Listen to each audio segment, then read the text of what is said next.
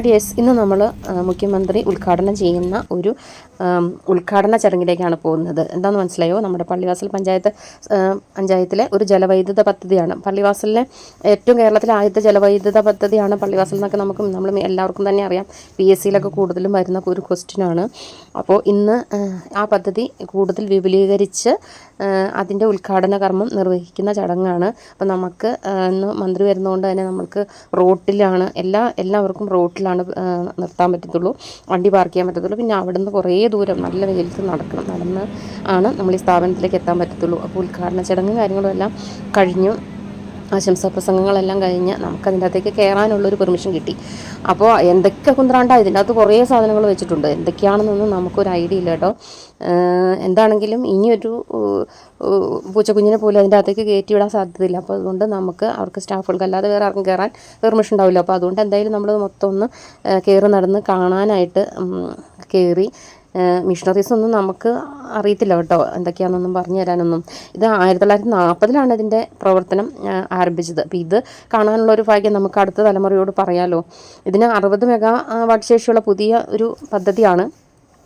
എല്ലാ വർഷം തോറും 153.9 മില്യൺ യൂണിറ്റ് ഇതുകൊണ്ട് അധിക വൈദ്യുതി ഉണ്ടാക്കാൻ സഹായിക്കും എന്നൊക്കെയാണ് അവിടെ പദ്ധതിയുടെ കാര്യങ്ങൾ വിശദീകരിക്കുന്ന സമയത്ത് പറഞ്ഞത്.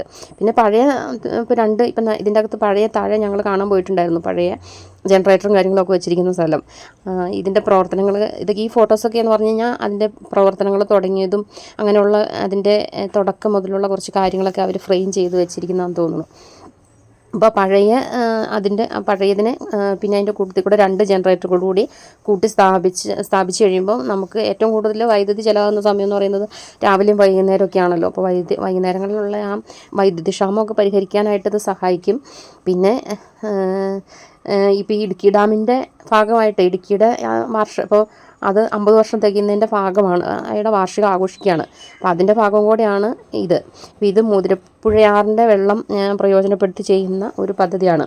കേരളത്തിൻ്റെ എല്ലാ ഊർജ്ജ ആവശ്യങ്ങൾക്കും കൂടുതലായിട്ട് ഇടുക്കിയുടെ പദ്ധതികളിലൊക്കെയാണ് കൂടുതലും അത് ഉപയോഗിക്കപ്പെടുന്നതും അത് നാഴികക്കല്ലായിട്ട് മാറിയിട്ടുള്ളതും. അതാ KSEBക്കാർ അത് നല്ല ഭംഗിയിൽ തന്നെ, ഇത് നമുക്ക് 2ാം വേലിയിൽ നിന്ന് നോക്കുമ്പോൾ കാണാൻ പറ്റും താഴോട്ടൊരു പൈപ്പ് ലൈൻ വരുന്നത്. ആ പൈപ്പ് ലൈൻ വന്നിട്ട് ഇതുമായിട്ട് കണക്ട് ചെയ്ത് പുതിയ ഇതുമായിട്ടൊക്കെ കണക്ട് ചെയ്ത് അത് ടെക്നിക്കലി ഒന്നും നമുക്ക് പറഞ്ഞു തരാൻ അറിയത്തില്ല കേട്ടോ. ഇതിൽ കുറച്ചും കൂടെ അതിന് പകരമല്ല, പക്ഷേ അതിന് പഴയ വൈദ്യുതി നിലയത്തിന് പകരമല്ല, പക്ഷേ അതിന് അധിക ഉൽപ്പാദനശേഷി ഉണ്ടാക്കുന്ന ഒരു പദ്ധതിയാണത്.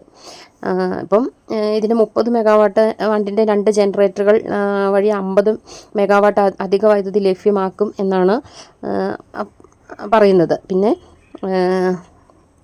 അതുപോലെ തന്നെ നമ്മൾ ഒരുപാട് കേരളത്തിനെ പവർ ഹൗസ് എന്ന് തന്നെ വിളിക്കാൻ കാരണം ഒരുപാട് ജലവൈദ്യുത പദ്ധതികൾ നമുക്ക് ഉണ്ട്. ഇതൊക്കെ ഈ 1940 തിരുവിതാംകൂർ രാജഭരണകാലത്താണ് ഇതൊക്കെ തുടങ്ങിയത്. പിന്നെ നമുക്ക് നമ്മുടെ ഇടുക്കി തന്നെയാണ് ചെങ്കുളം, പന്നിയാർ, നേര്യമംഗലം, ഇടുക്കി, ഇവിടെ എല്ലാം ഈ മുതിരപ്പുഴ തടത്തിൽ നിന്നുള്ള മറ്റു പ്രധാന ഈ മൂന്നാറിലാണ് കേട്ടോ മുതിരപ്പുഴയാറ് സ്ഥിതി ചെയ്യുന്നത്. അപ്പോൾ അതിൻ്റെ പ്രധാനപ്പെട്ട വൈദ്യുത നിലയങ്ങളൊക്കെയാണ് ഇതെല്ലാം. പിന്നെ നമ്മളിതിൻ്റെ കൺട്രോൾ കയറുന്ന സമയത്ത് നമ്മൾ സ്ക്രീനിൽ കൊടുത്തിട്ടുണ്ട് എൻ്റെ പദ്ധതികൾ യൂണിറ്റ് എത്രയാകും എന്നൊക്കെ പറഞ്ഞാൽ യൂണിറ്റ് 1, യൂണിറ്റ് 2 അങ്ങനെ എന്നീ ജനറേറ്ററുകളൊക്കെ എങ്ങനെ ഇതൊക്കെ അതിൻ്റെ റീഡിംഗ് ഒക്കെ കാണിക്കുന്ന യന്ത്രങ്ങളാണെന്ന് തോന്നുന്നു.